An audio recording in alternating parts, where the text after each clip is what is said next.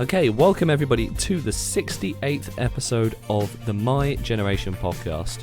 Thank you all so much for listening to the past few weeks of podcast content. We've had some really fascinating discussions, some great guests. We've had, Ava, Emma, Ollie, Dory, all on the past few weeks talking about a lot of creative industry stuff, mainly relating to film. And now we're moving still across the sort of narrative space. We're going to a slightly different subject today. We're once again returning to Joe Finnigan. We've had him on 2 episodes of the My Generation podcast before, and today he's back to talk about horror video games. So we had him, Joe, originally on the Halloween special of the My Generation podcast back in 2019, and then we also had him on episode 47 where we talked about passion projects. That was an episode focused on video games, and now we're sort of blending the two together, horror movies and video games, and we're coming to the horror video game discussion. Welcome back to the show, Joe. Hello, Max. Yeah, it's kind of like a highlight reel tonight. Yeah, it's combining your two loves, really, aren't we? And how are you doing today? Yeah, not bad. It's interesting. We're doing this remotely, as I'm not sure if this will be the first one you're broadcasting remotely, but we're obviously having to do things slightly differently at the moment. Yeah, this is not the first episode we've done remotely. So obviously you would have heard in the past few weeks of podcasts that we've put out that a lot of them, due to the restrictions and isolation and staying at home, that a lot of the episodes are being done remotely over Skype. So the past couple of weeks have all been that way. We're recording this, for context, on the 31st of March 2020. So I hope you're staying safe and well wherever you are, because I know this episode will be releasing in sunny July. So I hope it's at least warm wherever you are right now as you listen to this. And later on in the show, just teasing a few things we have coming up. Once again, we've always got Sammy Bacon. He's always back on the show every Thursday doing an album review. You know the drill with Sammy stuff. He's always here giving you that new album every single Thursday. And we've got Harry Munday. He is our new feature to the show. He's been doing it for the last few weeks. Really hope you've been enjoying it. He recommends a film every single week on the show, and that's Harry Munday. He'll be on later in the show to recommend you a film to listen to. He's based in Hastings and lives in Canterbury, and he's our local guide for cinema. And then we've got music from local Kent artists Mashville. Really great artists, them. Can't wait to feature some of their music on the show. We're going to feature 2 of their songs in this episode. We're going to feature Smile and The Gift, and really looking forward to feature them later on in the show. But moving back to the gift that keeps on giving, it's Joe Finnigan, horror video games, best segue of all time. And just to remind you all before we get into it that we're on SoundCloud, Spotify and YouTube, so you can go to the links of the podcast or just search My Generation Podcast on the respective platforms to find us if you're listening on one. And so maybe if you're listening on YouTube and wanted to know if we've got Spotify, we're over there on Spotify, so go take a listen. Joe, moving into the horror video games, are you a big player of horror video games yourself? Oh, absolutely, yeah. Well, I wouldn't be here otherwise, would I, Matt? And what ones are you most passionate about? So for me personally, I think, because this will kind of blend in with the conversations we had about the horror genre in films, I think for me personally, what I love about horror games is the sort of atmospheric side of it.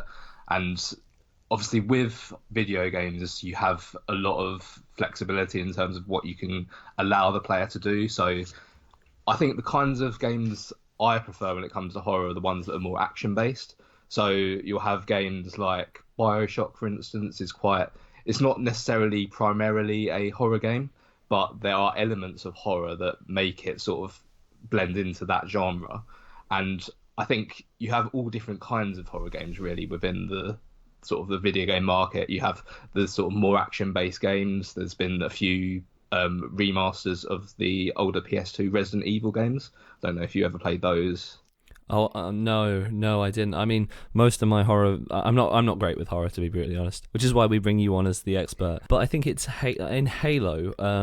A lot of people, what they would do is on Forge maps, they would turn them into horror games. So Halo 5 has a really intricate Forge map system, and you could kind of turn very normal maps into something really creepy, and then you could play the sort of zombie game mode in that, and it really felt like a horror video game. But so you had Resident Evil on the PS2 though. Yeah, so I think what you brought up there is a perfect example of what video games are capable of in terms of there's so much possibility in terms of what you can actually bring to a video game. So even like custom mods that people are making, especially on PC, you get people that are just, you could take pretty much any game that's out there and apply, like, for instance, you've given an example like a zombie mod. Call of Duty is a very popular video game. That's just a first person shooter game. But there is a mode that's very well known called Zombies, which is essentially a survival horror game. And there's no story attached to that as such, but it's just the gruesome aspect of zombies, the tension when you're trying to survive in this small area with like waves and waves of zombies coming at you every so often. I think it just works really well for video games. And there's a tension and a collaboration about that, because you can play with teammates and have that communication. You're all having this sort of shared horror experience. It's I think that's what separates it then from movies, isn't it? The fact that you and a group of friends can be thrown into this together. Well, it's because you're playing the character. It's like with films, you're essentially in the third person view where you're seeing things through the eye of someone else. But I think when it comes to horror games that I prefer, you've going back to an example I gave earlier, BioShock. It isn't really a horror game per se, but like I said, it does borrow elements of that genre, and that is all seen from a first person view. So everything you do is kind of coming from your own actions. So you're controlling that character and you're seeing things directly through their point of view. And I think that really adds to a game. I mean, we do have, I imagine there's probably been horror films that have attempted to do something like a first person view. The only real example I can think of a film that's tried to do that is that, I forgot what it was called. There was like a weird action film, Hardcore Henry. Hardcore Henry is amazing. It's not a horror, but Hardcore Henry is a great film because it's just fun. But I think that would be an amazing idea for a horror film, kind of going off topic here, but I think for horror films that would be an amazing thing to implement, because it would sort of relate to how horror games are made so well and what makes them work so brilliantly. So that would be like an action horror chase kind of film. I mean, Joe, you're giving me ideas. I'm a filmmaker. I'm going to be making this. There you go. Here's going to be your next major project. It's going to set it off.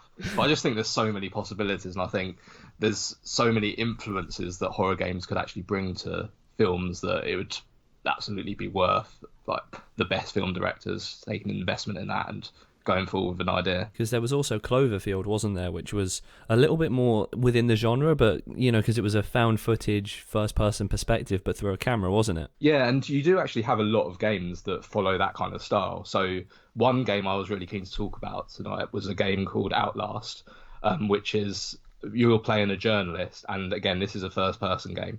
There's actually very little action involved in the game. You're not like fighting zombies or fighting monsters or anything like that.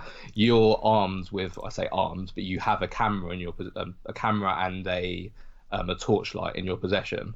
And the kind of what the main gameplay loop or the sort of the main concept of the game is that you have to pick up batteries to essentially recharge your torchlight. And it will go out intermittently. Obviously, when you're running out of battery, you'll lose that light, and you're in a psychiatric hospital. So that's the location of the game. And you're essentially, like I say, there's no fighting. You're just trying to survive, really. So you're going around this hospital trying to investigate what's actually happening there, because the hospital's shut down and they're trying. There's kind of a mysterious game where you don't really know what's going on to begin with. You just know very supernatural things are happening. So you go into this hospital, you're a journalist trying to look into what's actually going on, and then as you start to discover it gets to a point where you need to kind of escape from that hospital because bad things are happening. You don't want to be there much longer. So there's a real heightened tension when you're sort of walking around with this very dimly lit area. All you've got in your possession is a torch that you're trying to use to see in front of you, see anything in your peripheral vision. And if you're low on battery, then it means that you don't know what's going to be around the corner. And I think it works really well. And it's kind of very sort of it gives me a very similar feeling to Cloverfield in terms of there's elements where you have to take pictures as well for the sort of investigative side of the game. And yeah, you've actually given a really good example there. Cloverfield is probably the closest thing to what I would envision would work really well, sort of a translation from a horror game into a horror film.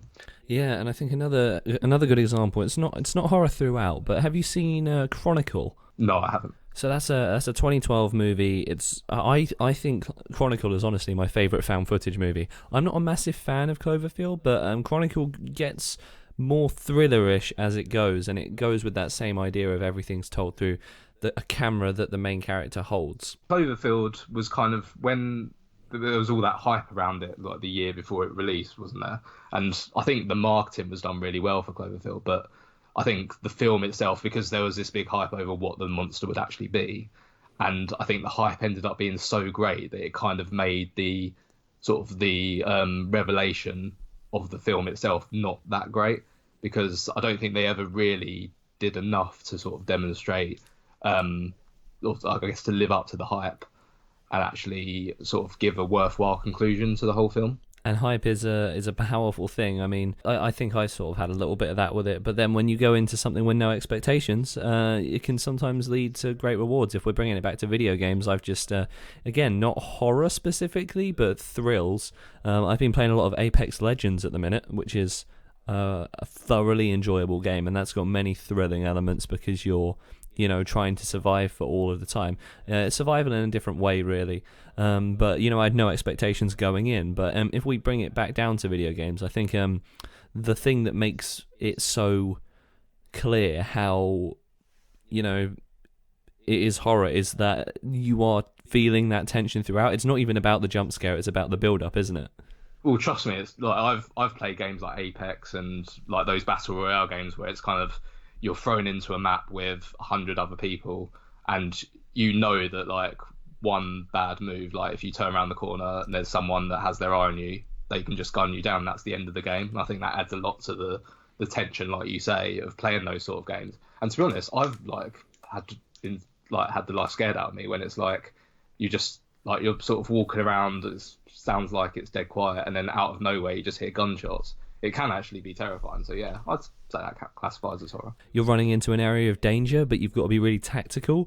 And then sometimes, as you said, you're in a moment of pure quiet, and then out of nowhere, it's the whole battle's suddenly upon you. I've experienced both, and I've only really been playing the game for about a week as of the time of recording. So, have you won yet? Have I? What? No, no, I haven't. I have been running in a very beautiful squad with Harry and Rosie. Rosie sometimes streams. We might get Rosie on the podcast because she's lovely, and she streams sometimes when we play. And we're forming a little team. We'll win as a group one day. I know Rosie wins quite a lot, but I'm getting used to the game. I think with every video game, there's a learning curve. Maybe that's the next podcast idea, is just to have, when you finally get your first win, what led you to that moment. I will have to make an entire podcast episode just dedicated to what it was like to win, because I know some people can do it really easily, and then to me it's like, no, it's going to take a little bit more for me to get that win. But it's a game that requires a lot of skill, and I think a lot of the most rewarding games to me, even within that sort of horror or thriller type of market, I know you could probably say the same with Outlast and with BioShock, the ones that require a lot of skill are the most rewarding, aren't they?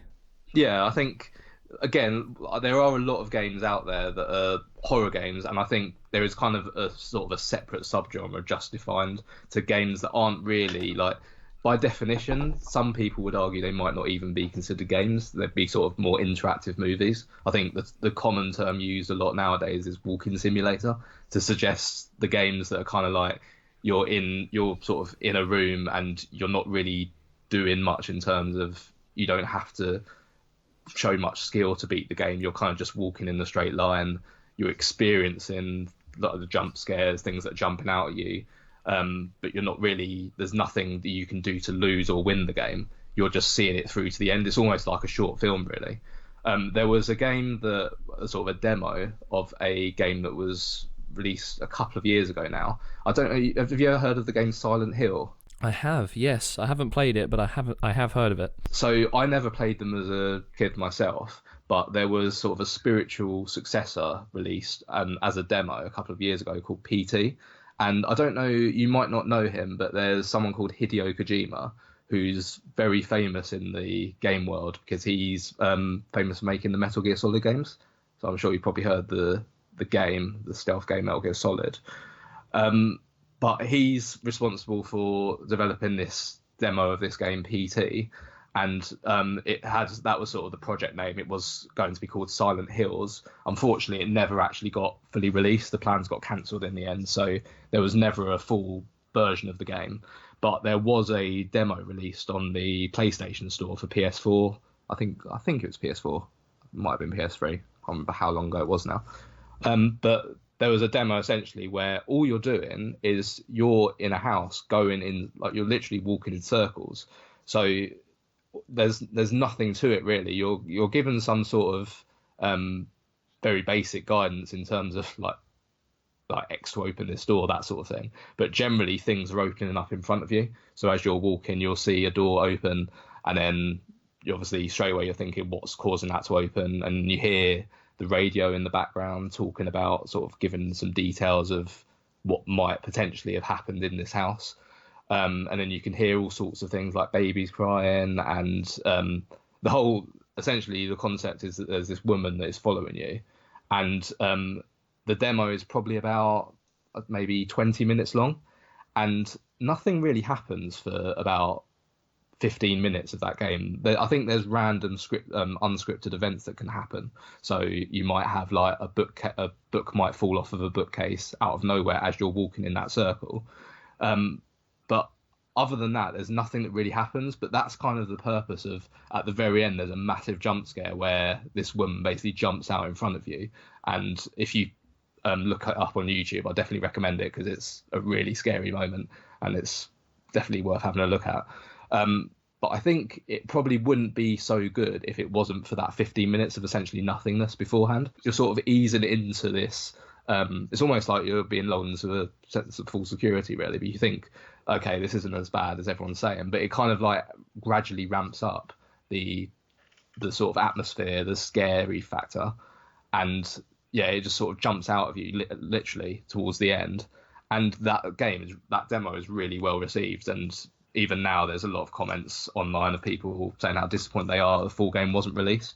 But I think that's a good example, really, of a game that isn't really a game as such. You're not really doing the typical game things, like you're not like shooting enemies to win points, or you're not killing everyone on like being the last person standing in a 100-person deathmatch or anything like that.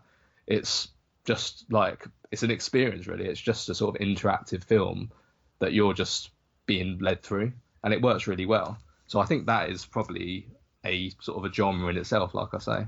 Yeah, that's really interesting. I think, I've never really even played a game like that. It almost seems more akin to VR or something. But I know that I've played Battlefield 1 was probably the most recent game that I played, because I had like a 3.5 year break from video games. So like my window of video games is very off-piste. But I played Battlefield 1 when that first came out, and that opener for that is incredible. Like that opening mission. Have you played it? I haven't actually. I remember when I was younger, I used to go to like the internet cafe with a couple of friends, and we played one of the Battlefield games. But that's actually the last one I played. I think it was like 1945. Yeah, because Battlefield 1 has some narrative elements that are really strong, and so in the campaign you open with you are in place of like a World War One soldier fighting in the trenches, and eventually it gets to the point in the firefight that you can't actually survive anymore. I think the first death is you're like consumed by fire, and there's nothing you can do to actually escape it, and then you swap bodies. You swap from this dying soldier into like a tank driver, and then into another soldier, and so it's really but when the character dies, you see their name and the year that they were alive from and to. So it's a really, really powerful opener, because you're thrown into this thriller, but unlike most video games, you're not meant to survive the scene, which is really intense, I think, but you don't know that before you play the scene, and so a lot of people have uploaded gameplay from it, and so that's an interesting one, because you feel like you're in control of the situation and the character, but it's constantly building towards you not surviving that situation. So it actually is kind of the middle ground between the two we've discussed. Yeah, now you mention it, actually, I have seen that scene you're talking about on YouTube, and yeah, that is a really well-made opening. Like, I forgot it was from Battlefield 1, but yeah, the whole concept of it's actually really clever, the way they sort of, because you're sort of in the viewpoint of someone, and like they're mid-battle, they get killed, and then like you say, it kind of transitions over to that person. So yeah, that's sort of it's a great way of telling the story without having dialogue as such. And there are lots of subtle ways that you can do that in video games. Again, there's ways that you can do that in games that you can't do in a lot of other mediums, I feel. Yeah, and I think with that specific example, it gives more context than just it being a shooter, because shooters you can just boil down to, lots of gunshots and death, and this actually made it feel very personal, which was incredible from a game like Battlefield, which has traditionally been like an arcade-style shooter. So I think it's a very mature step, and it really showed how serious the campaign style was taking. A really great example. Now, we're going to continue this conversation with Joe in just a moment. Really fascinating stuff, really enjoying this, about horror video games. Joe's still, I imagine, got a massive list of games he wants to talk about, but we're going to be moving over to our next feature within the show, which is Sammy Bacon. He comes onto the show every single Thursday, and I don't think Sammy he was a feature last time you were on the show, wasn't he? I think he just started. Yeah, and now he's a main staple in the show. He's been doing this for months now. It's incredible. As at the time of you listening to this, it's been, the past few months of podcast content. All through summer, he's been doing album reviews. And here is the latest album that Sammy recommends. Hi guys, Sammy Bacon here. Really quick one this week, because this album, I really just don't know what I'm going to say about it. It's Kigaku Moyo's 2016 album, House in the Tall Grass. Kigaku Moyo are a Japanese psychedelic and experimental rock band who just make this beautiful, largely instrumental psychedelic music, which is obviously a blend of psychedelia, but also obvious influences from krautrock and bands like Led Zeppelin. And it's just so beautiful and warm, and it's one of those albums that you can have it on in the background and it just be a very nice thing as you go about doing whatever you're doing, but also you can sit down and really get lost in it. It's really well produced. It's a really warm, rich piece of psychedelia, and I just don't know what else I can say about it apart from the fact that it's really good and I really like it. And Kigaku Moyo are just really cool and they're just great. Kigaku Moyo, House in the Tall Grass. Check it out. See you next time. And that was Sammy Bacon. Thank you so much, Sammy. Once again, we'll tune in with Sammy next week to find out what his next album recommendation is. Please do let me know what you think of some of the songs and albums that Sammy has recommended. He is our music reviewer extraordinaire from London, based in Canterbury for where he studies, and that's how we all met Sammy. Great guy. Had him on the show a few times. We've got him coming up in the future too, so do keep listening for more Sammy. We're next going to move over to Harry Munday. He is on the show every single Thursday now doing a quickfire film review. He's quite new to the show, Harry. I mean, we've had him on the show before, but this is a feature, is very new to the show, so thank you all very much for your support for Harry's work, and this is the film that Harry recommends this week. Hi Max, this week's movie recommendation goes out to you personally from me. This week's movie is The Fountain. Now, I wouldn't be surprised if not many people have heard of this, but this is Darren Aronofsky at the most Darren Aronofsky. You think Black Swan was his pinnacle? No, The Fountain is where he shines in storytelling madness. This little indie movie just follows the life of one man through 3 separate lifetimes. One in the old conquistador Spanish Inquisition era, one as a simple biologist trying to cure his wife's tumor, and the third one in the far, far off future, where Hugh Jackman plays a bald space monk. And if that's not enough to sell you, just seeing Hugh Jackman bald in a robe, flying through space, sitting on a tree, I don't know what else can do this for you. And did I mention they're all Hugh Jackman? Hugh Jackman manages to play 3 different characters in 3 amazing styles that just are seamlessly woven together through the most intelligent story I've ever witnessed on screen. And if you haven't seen this movie, I would strongly recommend that you see this straight away.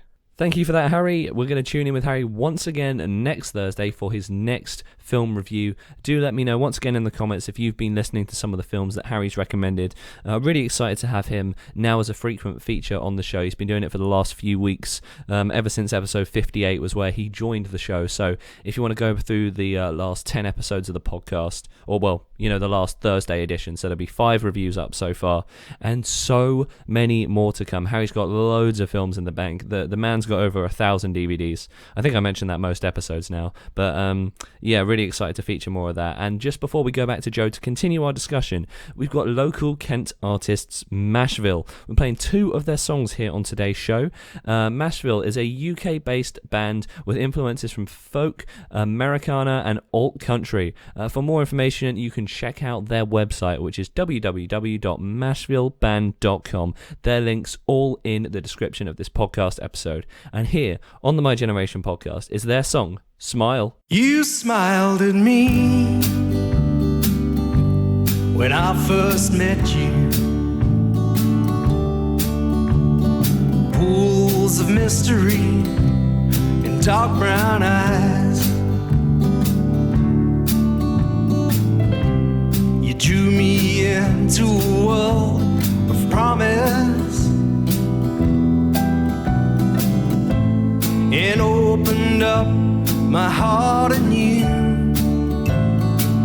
You only had a fleeting moment to try to see if it was true. I'm glad you took that crazy chance on the winding road that heaven sent. I fell in love with a beautiful woman. I fell in love with a beautiful mind. I fell in love with a beautiful person.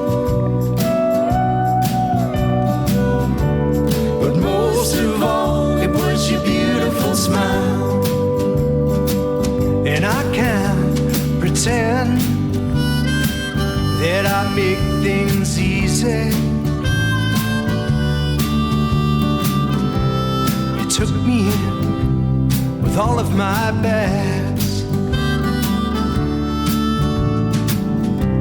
I lived life wrong more times than right, but still you let me love you completely. I promise I'll love and protect you through the good times and the bad. When I met you, I fell in love.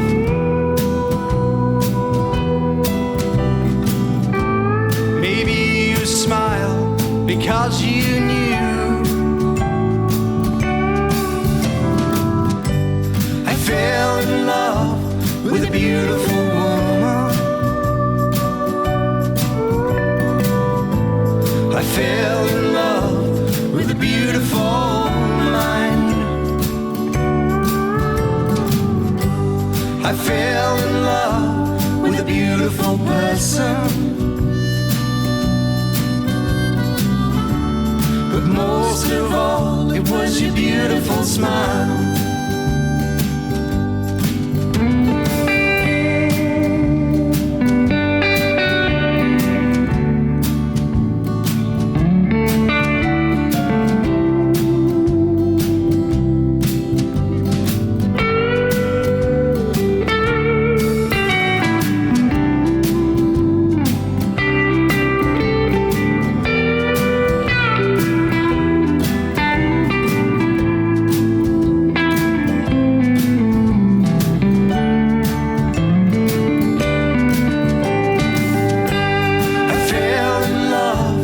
with a beautiful woman.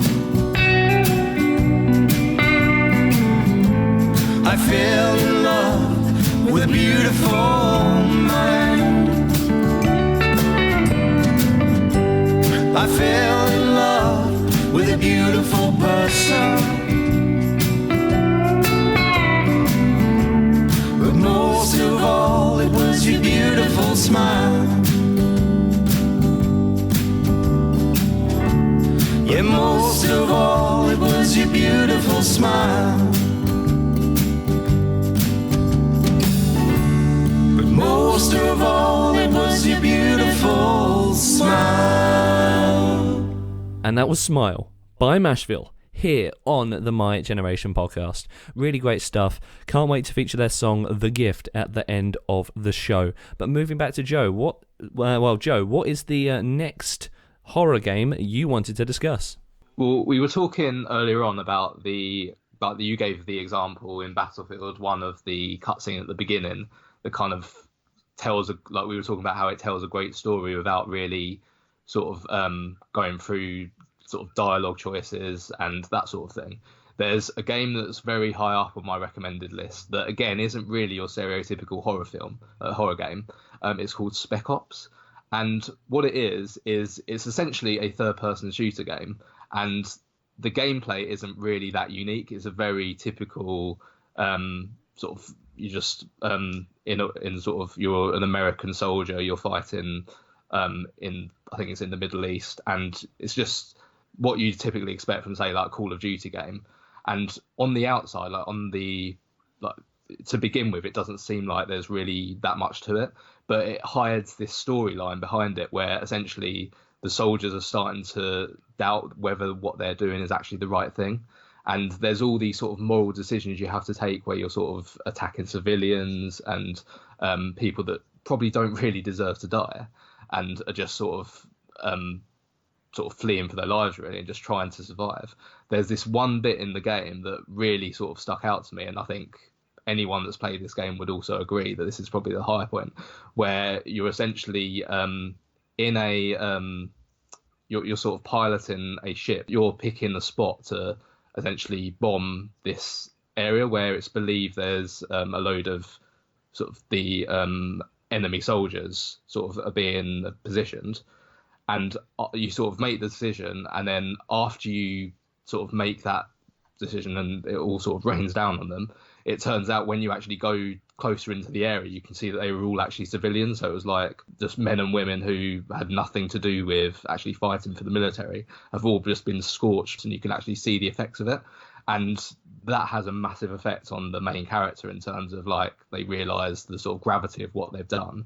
And there's just lots of like that's the big one, but there's lots of little moments like that build up towards the duration of the entire game. And it's just a game that really makes you think. And like it's when you think about shooting games like COD, like I Call of Duty, I sort of play Call of Duty now and again, and it's kind of just to kill time. You don't really think about what you're doing. It's just sort of a casual game where you're shooting some enemy soldiers, but you're not really thinking much of it.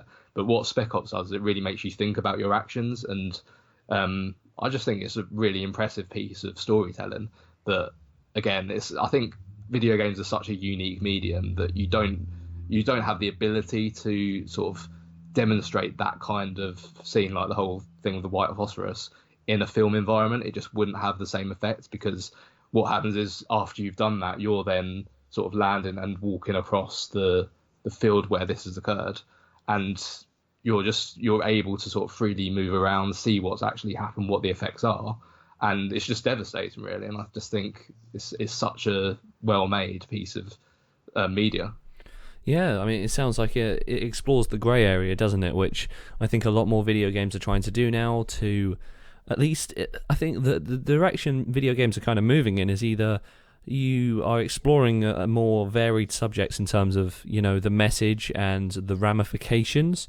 I know, again, not horror related, but, you know, you can think of a movie like Captain America Civil War, where they're a lot of the discussions of the movie are what happens when, you know, things get out of control and, you know, a lot of destruction happens, what rises from that destruction, you know. And the other angle that a lot of games are taking is the more Apex Legends kind of route, where you are, as a player, required to do more. It's not just about it, you know, or shooting a character. It's about tactics and about knowing where to go, now about knowing what to do to outsmart people, because not everything is for the same situations. And then you've got games like Slender Man, where you've got to be, you know, smart to outrun a demon type character, and that is a horror game, isn't it? Yeah, the whole concept of essentially you could turn around at any moment and he catches you, and then that's it really, you're dead. But yeah, I wasn't actually a big fan of Civil War, by the way. Oh, contentious. I mean, the airport scene was kind of cool, but it just felt unnecessary. Like, as a whole, the whole film just didn't really feel that necessary in my opinion. I loved Captain America Civil War. I only watched it for the first time this week, but I really enjoyed it. I think that the villain was actually complex, and the villain did rise from the ashes of a, you know, a tragedy, which I think was quite an interesting thing to explore. I can understand though, because you know, it is a divisive movie by its nature. You know, it pits Iron Man and Captain America. That's why I talk about, like, the grey area of, like, it doesn't really tell you who's right and wrong. It kind of just lets you, as an audience member, choose, because they both make bad decisions. And I think that's true of any sort of good modern movie, regardless of its genre. But what was it about it that didn't feel necessary to you? I don't know. It's kind of like the whole, like, the concept of the Civil War. It just felt like things kind of got expanded in a way that, like, I was going to say realistically. I know it's a superhero film, so some things are never going to be fully realistic, but it just never felt like it needed to get to that point where they're having a full-blown battle in the airport. And like I say, it was a good scene, but I don't know. You know what I'm like when it comes to nitpicking on films. I think I was just nitpicking a little too much in this instance and just saw too many things that was like, yeah, that didn't need to happen. And it just kind of put me off the film as a whole. But obviously they made up for it with the Avengers film following on. So I think that despite the fact we're talking about horror video games, leave your thoughts in the comments below about Captain America Civil War, the one film I thought I would never discuss in this episode. There you go. So I'd love to hear your thoughts. I mean, I've referred to, you know, like, film opinions and how sometimes mine go against the grain, but we don't need to dive into that today. If you want to know my contentious film opinions, you can let me know in the comments. I won't make it unless you want me to. But moving back to the more video game angle, I imagine you've got a plethora of other games you want to talk about still. Okay, so one game is kind of similar to a few of the games we spoke about, but this is a more, like, we've kind of talked about the sort of story-based horror game. So this one, Dead Rising, is a lot more action-based, and it's not really I wouldn't say it's a scary game. I think the majority of horror games that I play personally aren't really scary as such. I think it's more the gore and the sort of atmospheric side of it. But yeah, I'd say Dead Rising. So the concept of Dead Rising is that you're, again, a journalist, so similar to Outlast, who is in a shopping mall that has been infested with zombies. And you're locked in the mall, and you have 72 hours to wait until a helicopter arrives to pick up all survivors. So there's something like 50 survivors in the entire mall. So it's a massive mall, and, well, it's a big enough mall that it actually allows you to keep yourself busy for those 72 hours of game time. But the way it works is quite clever in that you have missions as you would with any other game, but you're working against the clock for those missions. So you'll have pointers on your map to say when there's events going on, but they will be time limited. So if you don't get to a certain area before a certain amount of time, there might be a survivor who dies. So you're always working against the clock, and that includes the save system, which was very it got kind of mixed reactions. So the way it works is that there's bathrooms within the mall that you can go to save, and that's the only time you can save in the game. There's no pause. There's no saving from the pause menu, or just saving at any time isn't possible. There's no auto save, anything like that. And because of the fact that you are working against the clock, you could be sort of on one side of the mall and you might have 1 hour of game time to make it to another area that's just too far away. And at that point, there's no way you're going to be able to actually rescue that particular person, that side quest, because at that point in time, you're just not going to be able to make it and you can't revert back to an older save. So I personally think it's a good system. I think it works really well for the horror genre because you're constantly sort of on your toes thinking, like, am I actually going to be making the right choices here? Am I going to the right areas at the right time? Because on top of all of these side missions, there's obviously the main mission going on, which is essentially as a journalist, you're investigating what has caused the outbreak. So you're trying to gather evidence, and then when you do get rescued, in theory, you'd be able to show this to the government and get the right people locked up. But I just think with all, like, if you're a bit of a completionist like I am when it comes to games, it's a really clever concept because you're sort of having to make 3 or 4 steps, sort of 3 or 4 moves ahead in terms of what your plan is. For you have to go to this area to save this person and then carry on with the main storyline and do that all within the time limit.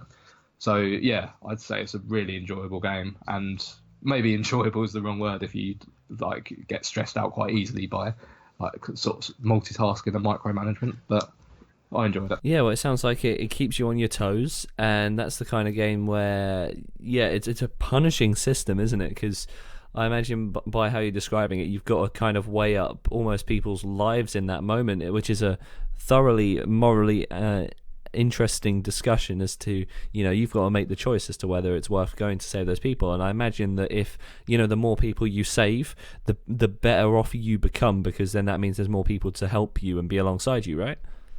Yeah, so what happens is that you have to escort the survivors into this safe room, and they can supply you with ammo or health and that kind of thing.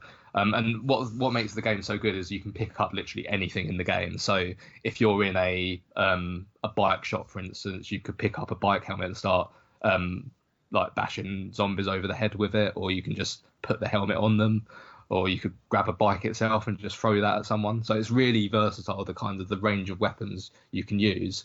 But if you're in a cafe, for instance, you can pick up a bottle of orange juice that will heal your health. But it's really clever, like how they put all of these different rooms inside like a realistic mall setup and actually make it work. So there's different rooms that will give you different benefits, and you can have just so much fun, just like picking different weapons and just finding new ways to behead some new zombies. So yeah, it sounds interesting from the perspective that it's taken a concept that's so fantastical like zombies, and it's made it very grounded. Yeah, it's a very arcade type horror game, so it's not really meant to be taken seriously, because you can get into a 4x4 car and just start running them all over. Because what was really impressive for its time is this was a game that came out on the Xbox 360 originally. I think it's been ported over to the modern generation of consoles now, like Xbox One, PS4. But what made it really impressive, because this was made back in, I might be wrong here, but I think it was like 2008, 2009. But back then, it wasn't as such the graphics, but just the amount of zombies that you could have on one single screen. So you could have like hundreds of zombies around you at one time. And you did find that if you could get into a 4x4 and just start running everything over that you saw, it would actually slow the game down a lot. So it was kind of like an indicator of how much the game was actually struggling to process all of this information on the screen. But it was still really impressive for its time that you could get that much on a single screen with decent enough graphics as well. And you can imagine that, you know, with it coming over to the new console, it's probably they've probably done updates that have meant that it runs smoother. So I imagine all those old issues are probably more resolved now. But it sounds like it was quite ahead of its time. Yeah, I know someone who's got the PS4 version of it. I'd need to ask him if it's actually improved that much, because I know sometimes developers can be quite lazy and just like port the game across without making any actual improvements. But you would assume that there'd be some kind of the fact that it's running on much better hardware now would mean that the things like that sort of glitching when and slowing down and stuttering when there is that much going on the screen, that would be improved fairly significantly. So yeah, it wasn't a full-blown remaster, but yeah, I imagine it is much better and probably worth playing on the PS4 or Xbox. So, but before we go on to the next section, Joe, just quickly, can we just round up the games you've recommended so far? Yep. So the ones I'd personally recommend are BioShock, Dead Rising. PT isn't actually available anymore on the PlayStation Store. That was the demo that we spoke about. And Outlast is another good one, the camera-based first-person game. Amazing. So now we're going to move on. So thank you for that, Joe. We're going to go back to Joe in just a few moments to continue this discussion. But have you got anything else to say about the subject? If you do, please leave it in the comments, whether you're commenting on, Facebook, Instagram, YouTube, SoundCloud, Spotify, however you want to get your comments to us. We'll let Joe know maybe if you've played one of the games he's recommended because he suggested it. If so, we'd love to hear what you think. Please let us know in the comments, and then we can let Joe know and maybe have him back on the show to have another chat about video games. I feel like we'll probably end up having another chat on the show anyway, and it'll be something in this vein because it's a really good chat. And if you want to hear more about Joe's video game that he created, go back to that Passion Project episode. It was episode 47. It's live on the My Generation podcast. Go check it out now. And that's an even deeper dive.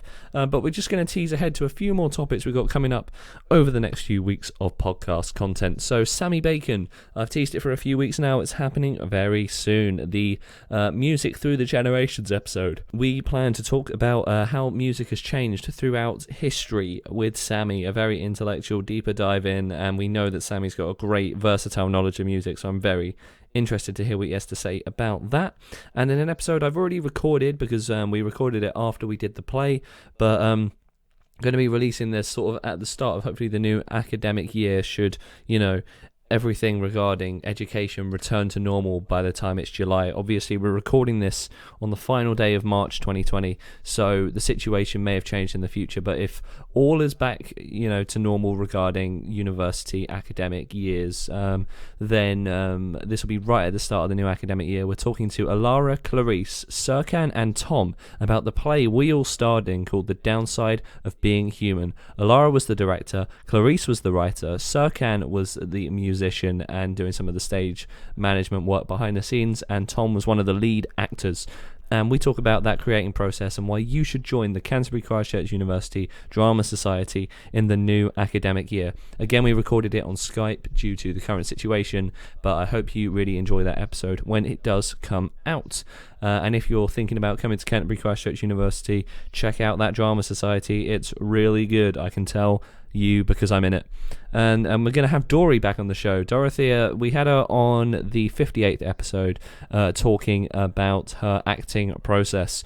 She is a professional actress and she's given us some anecdotes from her life. We're going to have her back on the show. Currently haven't agreed the topic, but it's coming up in the next couple of weeks. I think she said she wanted to talk about food, so who knows what Dory's going to talk about on the show. Food is a fun topic, so I asked if she could cook. I don't think she said she could, so I don't know. She's going to surprise us all with that one, to be honest, but lovely guest, really excited to have her back on the show. Now we're going to go back to Joe in just a moment to keep going with this discussion, but there are future topics we're still looking for people to talk about. Now I want to talk to writers. We've talked about, in this episode about style and art and storylines, and I want to talk to someone who is actually a writer. Maybe you write books, theatre, film, maybe you write video games.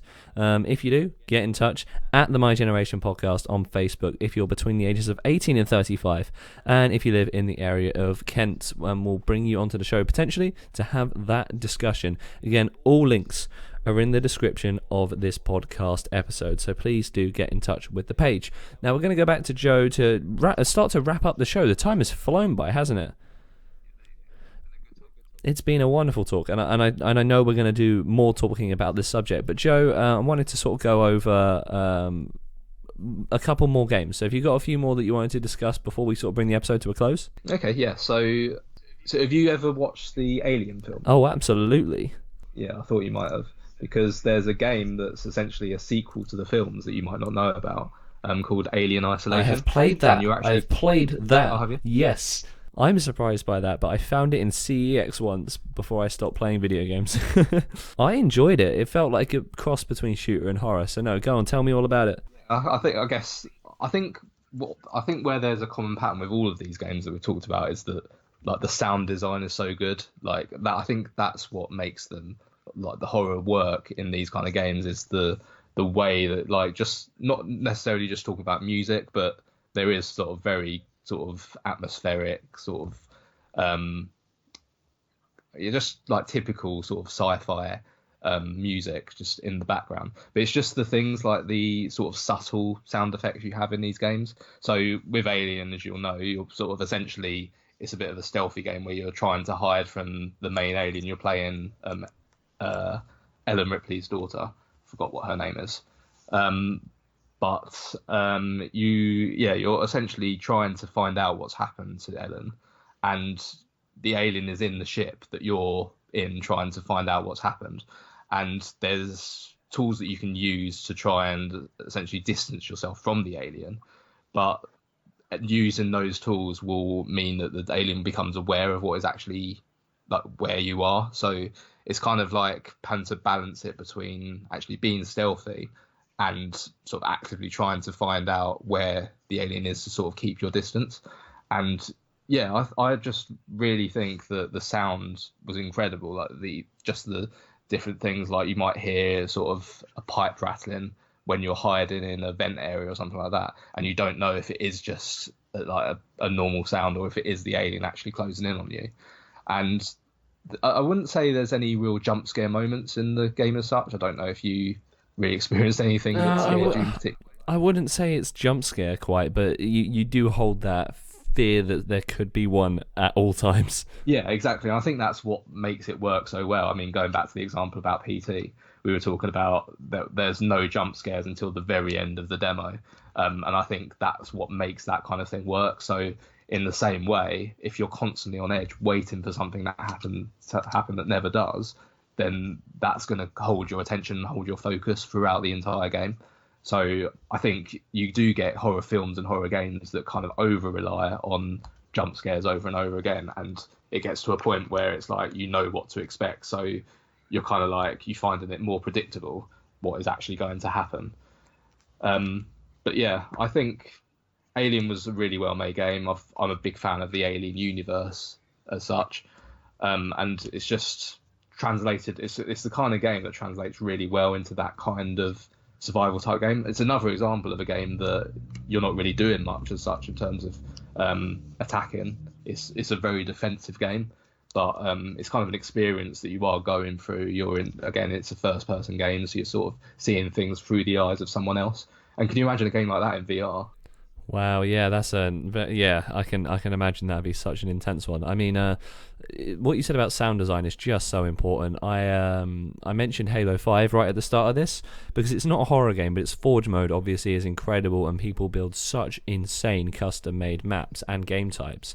And actually, 343, the 343 Industries who made Halo 5, have been extremely open in actually featuring the game modes and maps that people make, so they actually do tend to add quite a lot of the maps that people make into the game, and Forge makers all over the spectrum, and they've added some horror sort of zombie modes. And what's interesting, because the Forge mode is so incredible with how much depth you can do, you can even add sound effects to different parts of the maps. So you can drop a sound effect in at one bit, and then as you approach that sound, it feels like it's, you can actually tell where the sound is and what the sound is, and some of them are more horror sound effects. So you can twist a game like Halo, which is just sci-fi shooter really, and actually make it feel like an intense horror.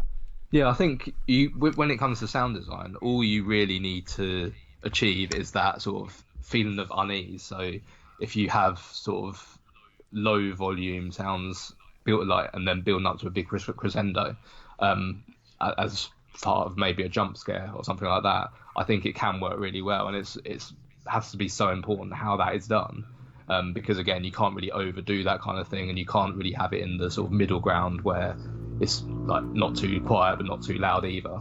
So yeah, I'd say it's probably the single most important part of I'd say both a horror film and a horror game, really. Yeah. I think it probably lends to both of them. Very true. Well, that's a really good point to start to bring the show to an end on. Thank you for that, Joe. We're going to go back to Joe in one more moment just because I've got one more question to ask. But we're going to go back to Mashville once again just to bring the show to a close. One more question afterwards for Joe. But Mashville, just to remind you, they're a UK-based band with influences of folk, Americana, and alt country. For more information, check out their website. It's linked below. It's www.mashvilleband.com. Again, all their links are in the description of this podcast episode. And right now we're playing their song to close off the episode, The Gift.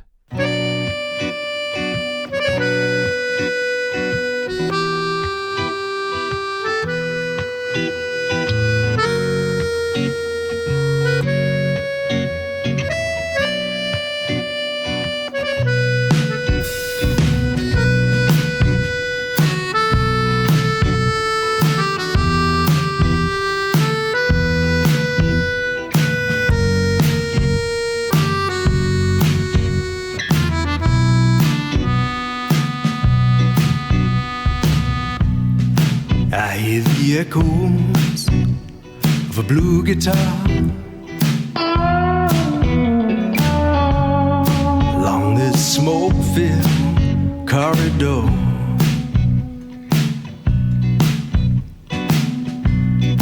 Unrelinquished love and pure noir, and tales of hard-won iron ore.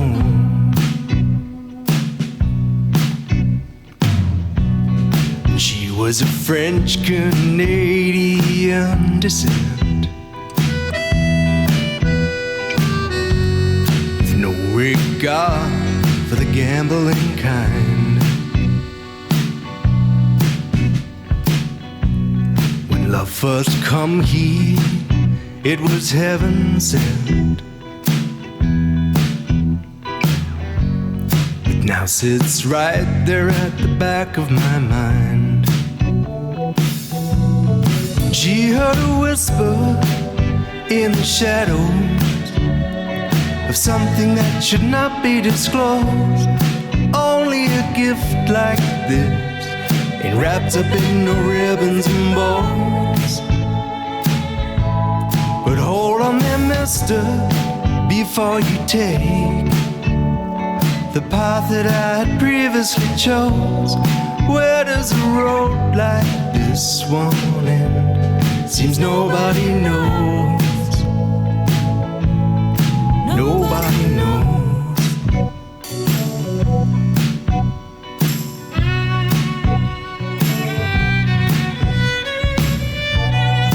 Blood red sunset and the road is long. The dust kicks up and it rests in my eyes.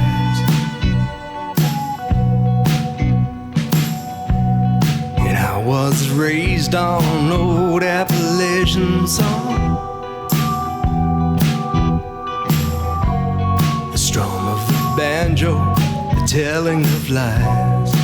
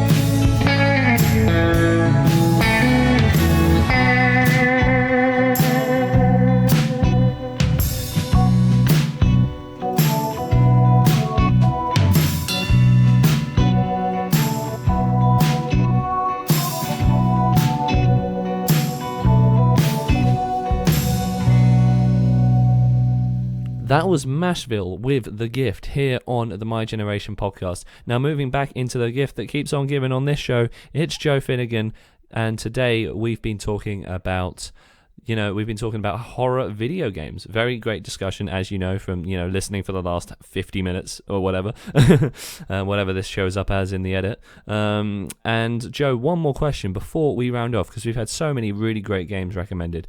What do you think you've learned, actually? It's a question that's a bit easier in some other episodes, but this is a interesting one. What do you think you've learned by talking about horror video games on this week's episode of the show? Well, obviously being sort of a budding game developer, going back to my podcast episode about passion projects, cheap plug, I think it's something that helps me to figure out how I can design my own games. I wouldn't say I've ever necessarily looked at making my own horror game, but I think it does sort of let you appreciate the medium and how those kind of games are put together.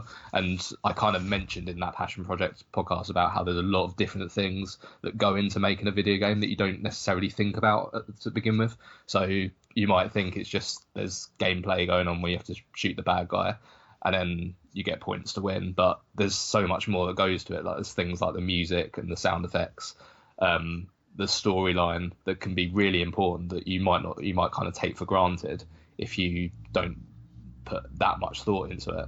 So I think when it comes to games, there's so many of those different elements. We've talked about some games that have practically no action or no gameplay at all, but they are still really well received horror games.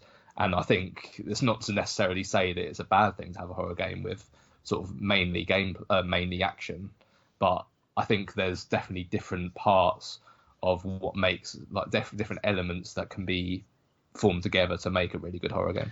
And who knows, we might actually see the Joe Finnigan horror video game coming to stores near you very soon. Who knows? Joe's already probably, whilst you're listening to this, preparing it in the wings. So, if you want to see it, let us know in the comments, if the people want it, Joe. But I hope you've really enjoyed listening to this episode. It's been a really, really fun one. Joe, can we have you back on the show to continue talking about video games? I think so. Probably. And it's always a pleasure to have you back, Joe, and I'm looking forward to the next time we have him on, but also all the amazing guests we've got coming up, like Sammy, Alara, Clarice, Serkan, Tom, Dory, and many, many more. This has been the 68th episode of the show. We featured Mashville as the musician. You can support them with all their links that are currently down in the description of this podcast episode. There is so much room to support them as artists. They're really, really great, and we've got so much cool stuff coming up. More stuff with people in the creative industries and more to boot. So it's goodbye from Joe. Goodbye. And it's goodbye from me, and we'll tune in with you on Sunday for the Sunday evening edition, where, what am I talking about on that one? I am talking about, I haven't chosen a topic for this one yet, but I know that last time I spoke about my experience with a film camera. I'll probably be reviewing a film this time. Who knows? It's a mystery. We'll all find out this Sunday. So tune in on Sunday for the episode where it's just me on my own talking about, anecdotes, movie reviews and more. And then Thursday, we always have a guest, Sammy, Harry, and a song. So thank you very much for listening. And we'll tune in with you on Sunday for the next episode of the My Generation podcast.